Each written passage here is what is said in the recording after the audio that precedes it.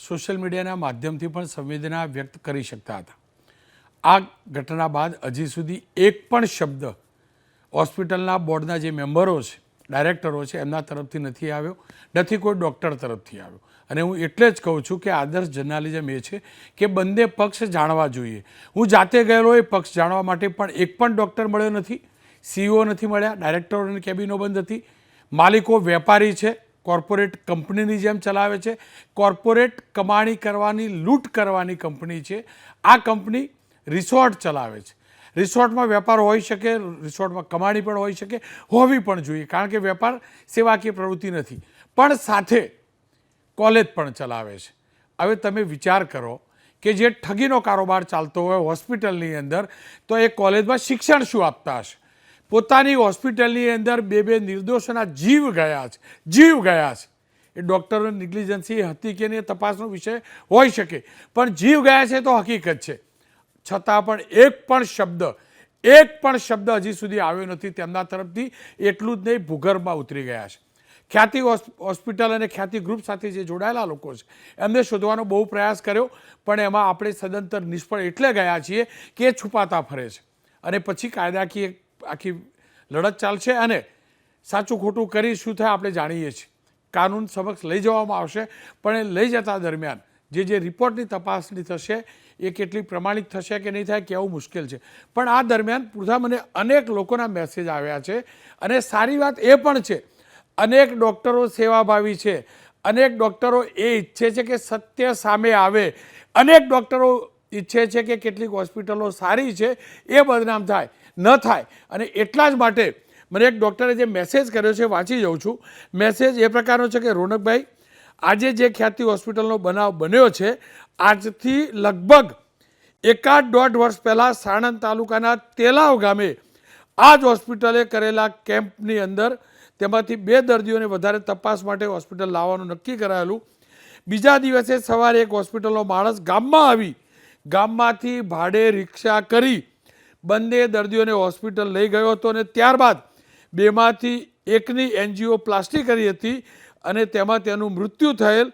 તે સમયે પણ ગામના લોકોએ ખૂબ હોબાળો કર્યો હતો. સાણંદ તાલુકાના પૂર્વ ધારાસભ્ય કમાભાઈ રાઠોડ પણ તે વખતે ત્યાં પહોંચ્યા હતા.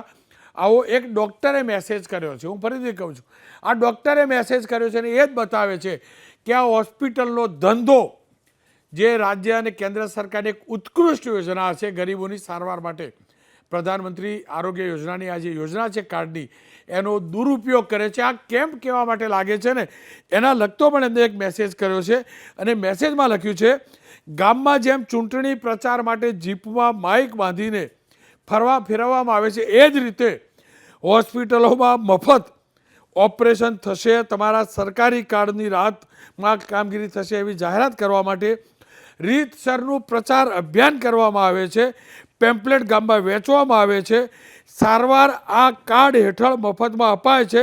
આપ હોસ્પિટલનો સંપર્ક કરો, તમારે કોઈ ખર્ચો કરવાનો નથી, એમ કરીને દર્દીઓને આકર્ષવામાં આવે છે.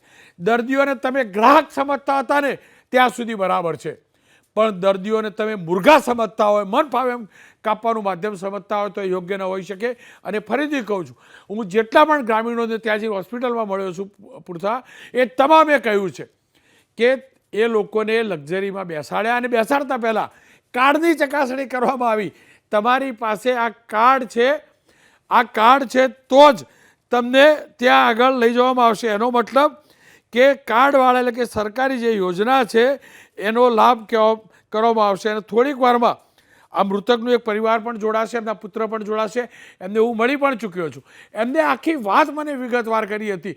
એન્જિયોગ્રાફી એટલે કે તમને કોઈ હાર્ટનો ઇસ્યુ છે અને લાગે છે કે બ્લોકેજ હોઈ શકે તો અહીંથી સિરિંજ પસાર કરવામાં આવે છે અને એ સિરિંજ તમારી જે રક્ત જે ફરે છે એની અંદર, શીરા કે ધમનીની અંદર, એમાં એ ફરતું હોય છે અને એની અંદર જે બ્લોકેજ દેખાય છે, બ્લોકેજ આઈડેન્ટિફાય કર્યા પછી એન્જિયોપ્લાસ્ટી કરવામાં આવે છે. એટલે કે બલૂન કે સ્ટેન્ટ મૂકીને એને એ શીરા કે ધમની જે છે એને પહોળી કરવામાં આવે છે, જેના કારણે રક્તનું સર્ક્યુલેશન થઈ શકે.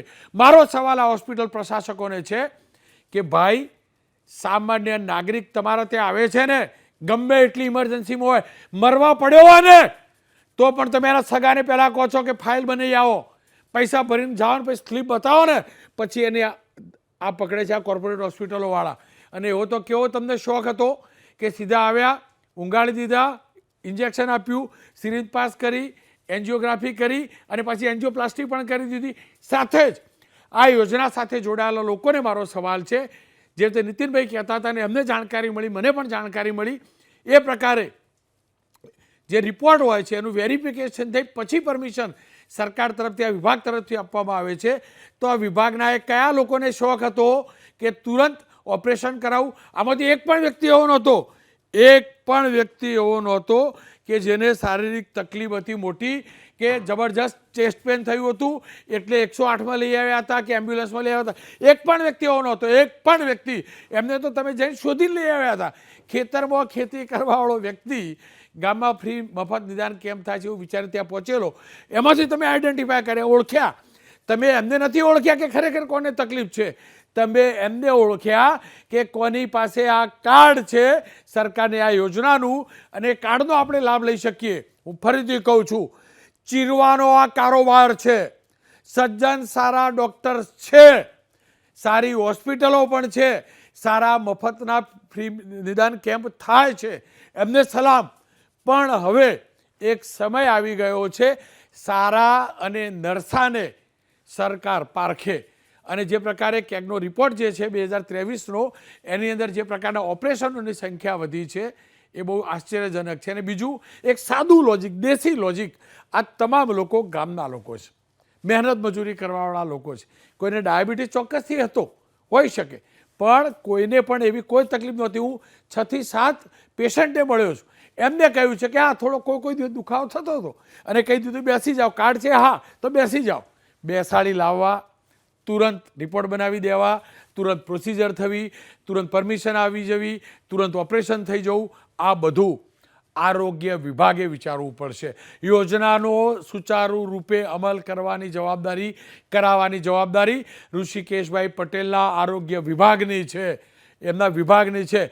કોર્પોરેશનના અધિકારીઓ ચોક્કસથી પહોંચ્યા, પણ કોર્પોરેશનના અધિકારીઓને એ ખબર છે ભૂતકાળમાં હોસ્પિટલમાં કેટલી કેટલી બબાલો થઈ હતી. હું ફરીથી કહું છું, ડૉક્ટરોનું માન સન્માન જણાવવું જોઈએ. સાથે જ હોસ્પિટલની અંદર પણ કોઈ પણ પ્રકારની ગડબડી ન થવી જોઈએ. પેશન્ટના સગાવાલાએ ધીરજ ધરવી જોઈએ, એ હકીકત છે. પણ એ પણ તો હકીકત છે ને કે આવી કોર્પોરેટ હોસ્પિટલોએ સંવેદનશીલ બનવું જોઈએ. અને સંવેદનશીલ ના બનો, વેપારી બનો ને ભાઈ, વેપારી બનો ને તમે વેપારી રીતે કરો, કોઈ તકલીફ નથી.